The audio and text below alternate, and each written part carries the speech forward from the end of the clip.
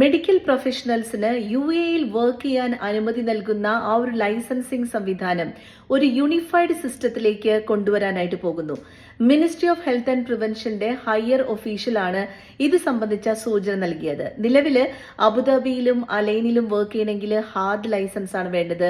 Dubai എമിറേറ്റിലാണെങ്കിൽ DOH licence, then Sharjah and other northern എമിറേറ്റ്സിൽ work ചെയ്യണമെങ്കിൽ ഓഫ് കോഴ്സ് MOH ലൈസൻസ് വേണം.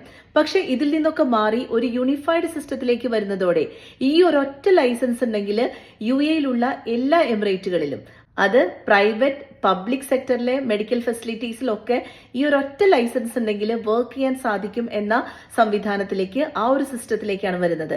പക്ഷെ എന്നു മുതലാണ് ഇത് പ്രാബല്യത്തിൽ വരിക എന്നതുമായി ബന്ധപ്പെട്ട ഒരു സൂചനയും ഇതുവരെ നമുക്ക് ലഭിച്ചിട്ടില്ല. പക്ഷേ MOHAPയുടെ ആ ഒരു ഹയർ ഒഫീഷ്യൽ അറിയിച്ചിട്ടുള്ളത് ഈ ഒരു യൂണിഫൈഡ് സിസ്റ്റം ഇൻട്രൊഡ്യൂസ് ചെയ്യുന്നതിന്റെ പ്രോസസ്, അതിന്റെ പ്ലാനിംഗ് ഒക്കെ ലാസ്റ്റ് ഘട്ടത്തിലാണ് എന്നുള്ള കാര്യം പറഞ്ഞിട്ടുണ്ട്.